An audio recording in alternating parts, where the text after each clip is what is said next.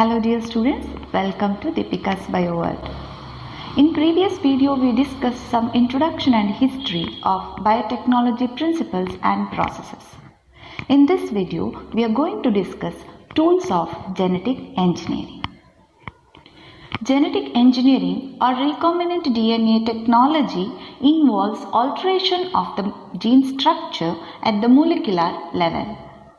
It involves some tools used for the process. Those tools include restriction endonucleases, cloning vector, and the host. Let us see one by one.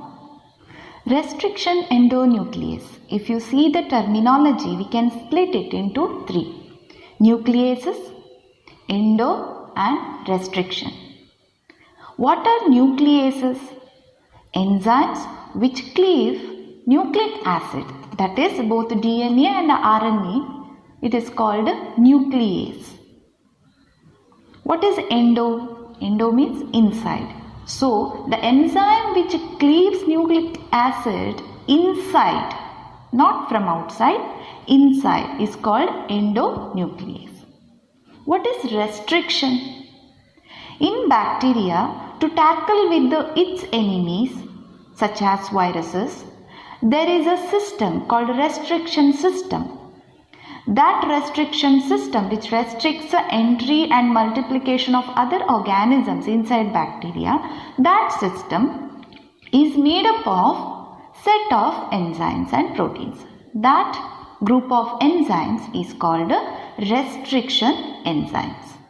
Each restriction endonuclease is named after the bacterium from which it is extracted or isolated, followed by the strain of the bacteria, and then Roman numericals indicating the order of the discovery.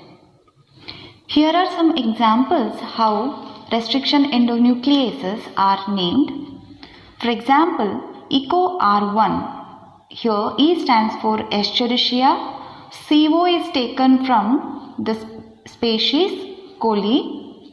In the case of BAM2, Bacillus amyloliquefaciens, HIND3 Haemophilus influenzae, ALU1 Arthrobacter luteus is the bacterium from which it is extracted.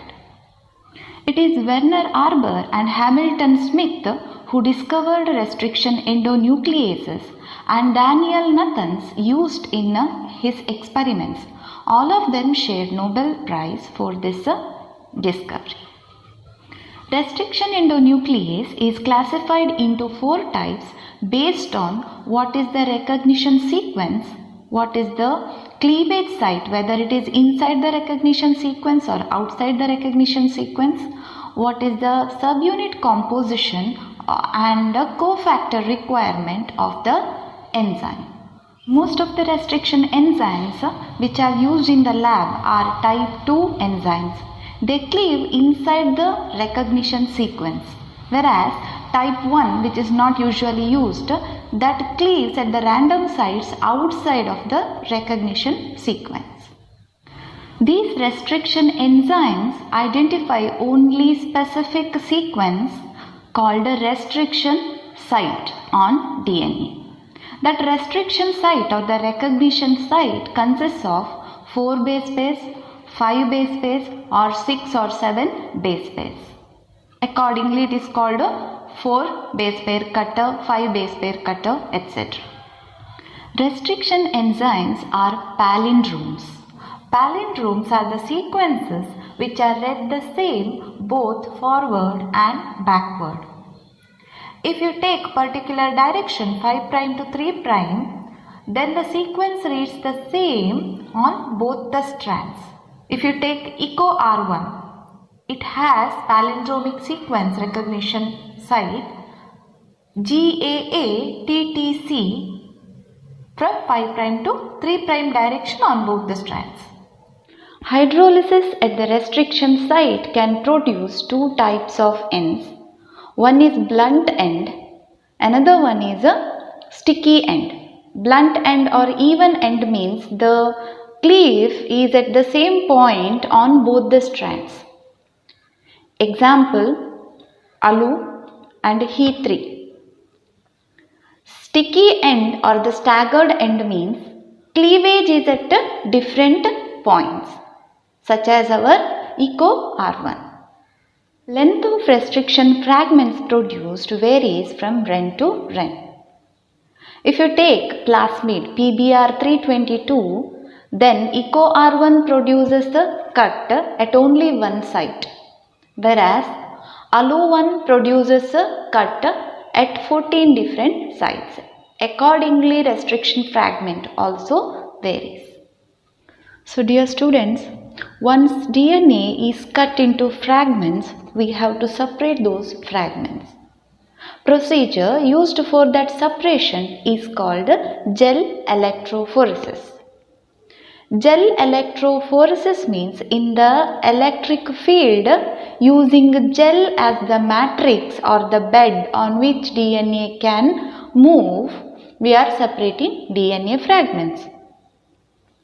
Now, DNA is a negatively charged molecule due to its phosphate. And DNA fragments will move towards a positive pole in the electric field, that is towards the anode. According to the size of the DNA fragments, they move. If they are lighter, they can move faster. If they are larger fragments, then they move slow in the gel. Gel used here is a agarose gel. What is the function of agarose here? It acts as a sieving bed. It traps DNA molecules. And agarose is extracted from the seaweed Gelidium and Gracilaria. Once DNA fragments move in the gel, to separate them, we need to locate them first. Since DNA is colorless, we require to stain it. Now, that stain should be very sensitive and should be able to work in the watery environment. Because of benefits of being sensitive and able to intercalate or get inserted into the nucleotides or the base pairs, stain called ethidium bromide is used. Ethidium bromide is a fluorescent dye. It gets intercalated between the base pairs because of its similarity with the base pair.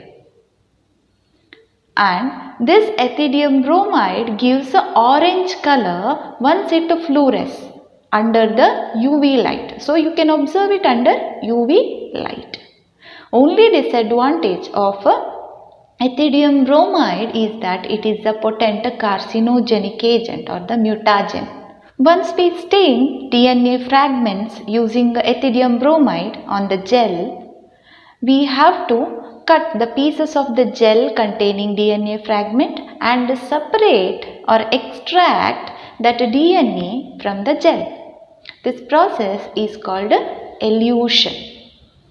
We discussed the tool restriction endonuclease, which is called molecular scissor or nature's scalpel.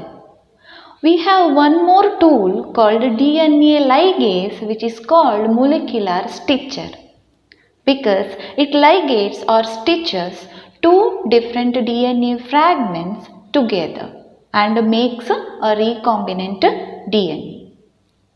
DNA ligase used in the lab is extracted from virus called T4 bacteriophage. So we call it as T4 ligase.